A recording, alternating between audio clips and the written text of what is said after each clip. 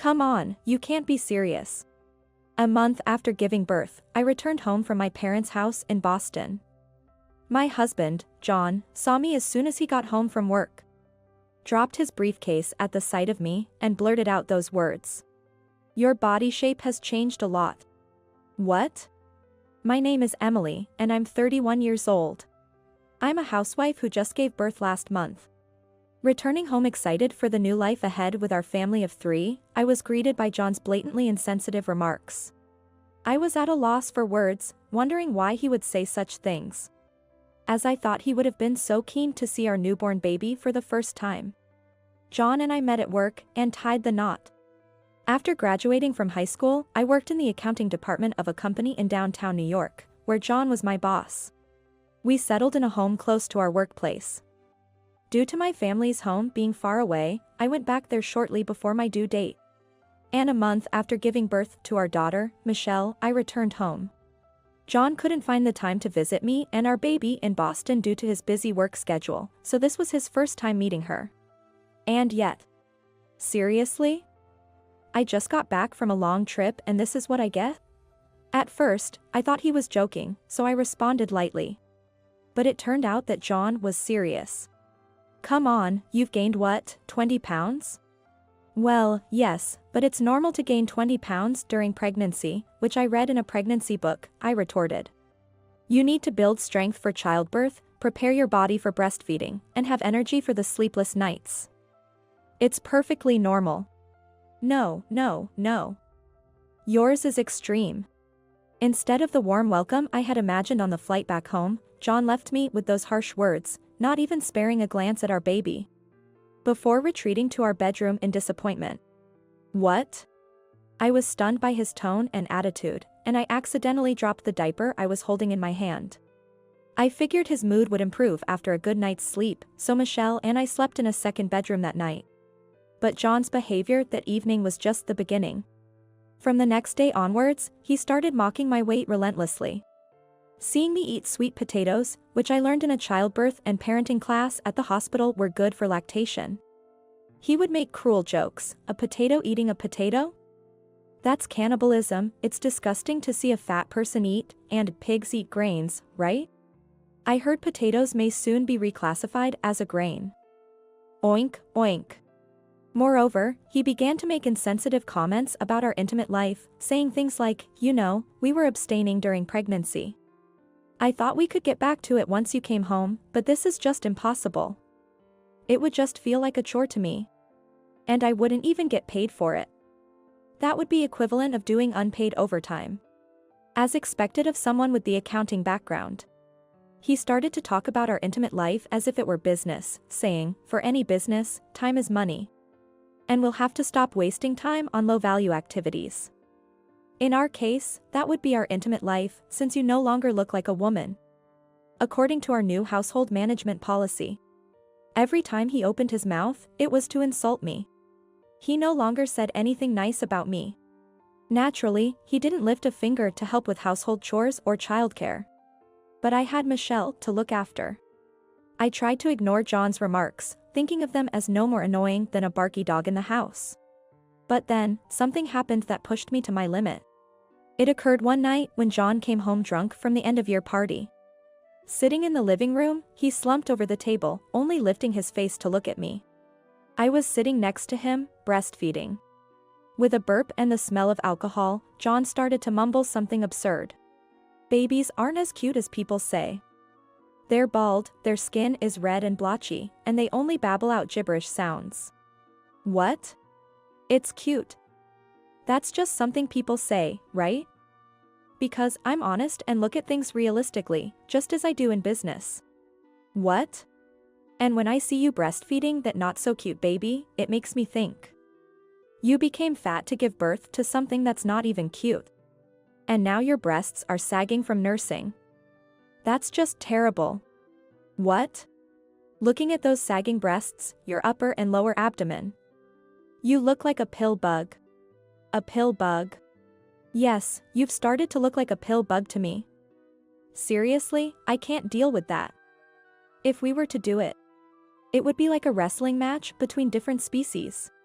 With those words, he suddenly grabbed my hand, dragged me and the baby to the rear of our house.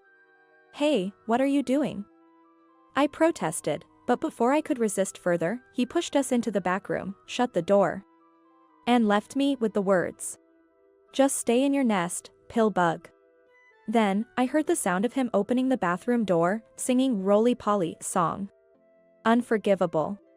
He not only called me names but also said our baby wasn't cute. Being drunk wouldn't be a valid excuse for making such disrespectful remarks. Filled with a sense of righteous anger, I still nursed and slept with my baby in that dark room. The next morning, when I opened the door, my anger reached its peak. It wasn't just the sight of his clothes left all over the floor on the way to the bathroom or the used cups left out that infuriated me. It was when I saw the cardboard sign taped to the door of the room where I had been locked up and made to sleep. It read "A pill bug's room." Though it looked like it was written while intoxicated, it was unmistakably John's handwriting. I would never forgive him. Then I decided to change my situation. The first step was self-reform. I placed the pill bug's room sign on the door of my new bedroom. It was there for me to see whenever I felt disheartened. And on the wall, I hung a Beyoncé poster. I'd always admired her, and her style and positive energy were just the motivation I needed to aspire to be like her. Thus began my long-term weight loss project in the so-called pill bug's room. There were plenty I could do at home. I started walking on tiptoes. Whenever I felt like sitting down, I would sit on an invisible chair. I would do squats while doing laundry or brushing my teeth. And do crunches after breastfeeding. The postpartum body is more prone to losing weight because the fat is softer, the midwife said, and she was right. The weight started to drop quickly. As the baby got a bit older, she would giggle every time my face came close during abdominal exercises with her on my belly. And she enjoyed it like a seesaw when I placed her on my thighs during leg lifts. I continued to work out and maintain a healthy diet while taking care of my child. Soon enough, I regained my pre-pregnancy body shape. Since I was sweating a lot from the workouts, I kept wearing my post-pregnancy tracksuits, simply replacing the elastic in the waistband. There was no need to dress up in front of John, who called me a pill bug, and of course, I went makeup-free every day. Naturally, John, who had been calling me "Hey, pill bug," failed to notice my transformation since I'd been wearing the same clothes. After all, he hardly ever looked at me. The second phase was improving the situation. If you wanted to improve your own situation, you would have to create a gap between you and your rivals. So I planned to make John fat. Since there were no eateries around where he worked, I would make him lunch daily. Instead of packing balanced lunch, I began packing French fries, burger, burritos, and such. In the evenings, I kept serving John, who would come home around 9 p.m., pizza and fried chicken, saying, "These are your favorites, right?" Of course, I made sure to have my meal with my child by 6 p.m. I was always mindful to make my diet consist of 70% vegetables and 30% protein. Eating in a balanced way, rotating through each type of food, proved to be effective. I switched from white to brown bread, making egg lettuce tomato sandwiches, which was a lot healthier than having white bread with peanut butter. Hunger pangs would go away if I just ignored them for 10 minutes. Whenever I couldn't bear the hunger, I would just look at myself in the mirror and then at the Beyoncé poster, and turn that hunger into motivation, helping me maintain my diet.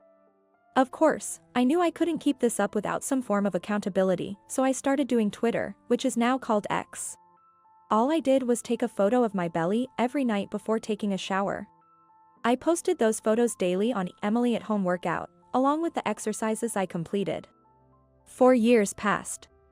My daughter started kindergarten. By then, our daughter had grown and started talking a lot, perhaps becoming cuter in John's eyes, and he began to show her affection. But after all he had put me through, and the things he said to me when our daughter was born, it was too late for me to forgive him.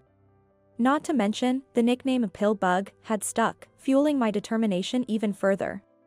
Once my daughter started kindergarten, I took the opportunity to work part-time at a local fitness club during the hours she was in kindergarten. I was just working at reception and doing cleaning. But being around customers who were highly conscious about fitness and beauty helped my own sense of beauty develop even further. And everyone said, "Emily, you look so beautiful, and you have a great figure too." I was convinced that I definitely fell into the beautiful category. Now, the time was right. I was determined to confront John with everything he said to me for the past 4 years. On Tuesday, at 1 p.m., at the cafe run by John's parents in Coney Island. John's parents owned a cafe that served desserts near a famous landmark, a popular tourist spot. Featured in guidebooks, the cafe was bustling. As John's parents had been asking me to bring their granddaughter whenever we had time, I decided to visit their cafe. Tuesday afternoons were relatively quiet, so John's parents left the part-time staff to handle the customers while we had a little time together in the garden at the back. John said he would come to meet us in the afternoon as he had to go to the office in the morning and do the month-end close. After sending John off to work, I carefully applied my base makeup and straightened my hair with the hair iron. Though I usually kept my hair in a bun in front of John, letting it down and ironing it revealed glossy waves. I drew on eyebrows, which I had barely any when I was barefaced, and instead of wearing the tracksuits, I put on a light pink summer dress. Size 4. I wouldn't let John call me a pill bug again. I deliberately arrived 10 minutes late. John had already texted me saying he was at the cafe. "You're late." What, does a pill bug move that slow? I received another message from him just before I entered the cafe. Snap. I did something on my phone to make it sound like that before I put it away in my handbag. I couldn't wait to see what was going to happen. I took a deep breath, puffed out my chest. As I opened the door, it made a tinkling sound. John's mother, hearing the door open, exclaimed in surprise, "Welcome." Oh. Oh my. Emily. I've missed you, and Michelle too. Hi, Jane. I walked up to my mother-in-law and gave her a hug. Come this way. Let's talk in the garden, John's already here. And Michelle, you're just adorable. My mother-in-law, more excited to see her granddaughter than to attend to customers, handed off her tray to a part-timer. As I walked into the garden at the back, I caught sight of John's back. He seemed to notice the sound of my footsteps. Turning around, he said, "You're so late. How long did you expect me to wait, pill?" Until that moment, I never really knew how wide human eyes could open in surprise, how nostrils flared, and how mouths dropped. It was as if every possible facial orifice was wide open in shock. Of course, he was silent after that. "Hello, John," I said, deliberately aloof. "Oh my, Michelle is a very good-looking girl. And she looks just like you, Emily," my mother-in-law said, as she brought 5 servings of their popular dessert to our table and joined us. "You seem at a loss for words, John?" I broke the silence. "Well..." John stumbled over his words, and then his father arrived. "I'm so glad that you're here. I wanted to see Michelle." Surrounding Michelle, the in-laws had crinkled smiles on their faces, cooing over her and saying how adorable she was. In stark contrast, John, with a strained expression on his face, began to say, "Well, of course, she's adorable. We're her biological parents." So? The conversation began. Without missing a beat, I retorted, "Yes, you and a pill bug are her parents if that's what you meant to say." John froze, and his parents stopped engaging with Michelle. "What did you say?" My mother-in-law asked for clarification. I said a pill bug. John has been calling me that since I gave birth, saying I don't look like a woman anymore. Or worse, I just look like a pill bug. Wait, just wait. If you had lost weight quick enough, you didn't even notice I was losing weight. You said you couldn't see me as a woman anymore and shoved me into that back room, didn't you? And you didn't notice my transformation at all. For the past 4 years, you haven't even looked at me, but just kept calling me a pill bug. I pulled out the cardboard sign labeled "Pill Bug's Room" from my handbag and placed it on the table. My in-laws were stunned. "Look," I continued. "I hope this sign alone shows you the kind of treatment I've been enduring, but this isn't the only proof that I have." I took out my phone. Screenshots of John calling me a pill bug on text messages, including the one sent just before my arrival at the cafe. The sheer volume of evidence left my in-laws speechless. "John, what have you done?" His father said in a strained voice as John shouted angrily, "This is ridiculous, gathering evidence like that." Then, laughter came from behind. "Wow, is that for real?" Two high school girls at a nearby table were giggling and looking our way. Guys like him always yell at beautiful women. That's just hilarious. He should look at himself in the mirror, a creepy, fat man yelling at others. Their laughter and comments were clearly audible at our table. Speaking of pill bugs, what about you now? You've gained weight and become less presentable. I paused for a moment before retorting sharply. You look more like a stink bug. After saying that, I turned to John's parents and showed them a photo taken right after giving birth at the hospital. Please have a look at it. This is Michelle right after she was born, and me. John's mother, looking at the photo and having tears in her eyes. I remember seeing this photo. Michelle looked so small, so adorable. I was so glad she was born into our family. But after giving birth and coming home, John told me that wasn't right, that he couldn't see me as a woman anymore. And even said that because my body changed from nursing, I looked like a pill bug. The last straw was when he said our newborn Michelle wasn't cute because she was red and blotchy. John's parents were at a loss for words. I've had enough. I pulled out a business card from my handbag. I've just shown you the evidence of the treatment I've been receiving from you, John. I think it's time to end our relationship. Here's my lawyer's business card. You'll hear from him very soon. So be prepared. Wait a minute. You're just a pill bug leeching off me. How do you plan to feed Michelle and yourself? John's predictable retort was something I was already prepared for. I quickly grabbed my phone off the table and switched the display. My ex account. Emily at home workout. My followers had already exceeded 10,000. Michael, the manager at the fitness club, said, after seeing this, he'd hire me as a full-time employee. The screen was filled with comments like, "Amazing how you lost weight at home. You're an inspiration. Emily, you're so beautiful. I admire you." Enough. Suddenly, my mother-in-law raised her voice. "John, you have no idea how hard it is to become a mother. Childbirth is incredibly painful. Gaining weight is about maintaining the strength to endure the labor pain. Mothers can hardly sleep to look after their baby. And you didn't know any of this. Continuously calling your wife a pill bug, how can you even apologize to Emily? Shame on you." Then, she turned to me, "Emily, I apologize on behalf of my foolish son. Please, let us know if there's anything we can do to help you. And I hope you could still let us see adorable Michelle from time to time." Right. Since we run a busy cafe, we should be able to support you financially. We'd be grateful if you could let us celebrate Michelle's birthdays without our foolish son, my father-in-law added. And soon after that, I started working as a single mother at the fitness club. "Mommy, my friends say you're beautiful. Michelle always tells me." To which I always respond, "To be beautiful, you have to work hard. It's important to believe in yourself and strive. I hope you grow up to be someone who could show care and put in a big effort." As for the stink bug.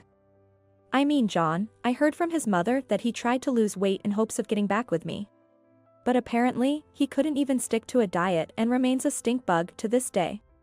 I have started working in earnest at the fitness club, and at the same time, my ex-followers have now surpassed 20,000. Actually, I've even been approached by a publishing company. I'm now writing a book titled "I Can Do It Too, A Homemaker's Guide to Grabbing Happiness," aiming to empower homemakers around the world to strive for their happiness. I intend to continue my endeavors to support and inspire others.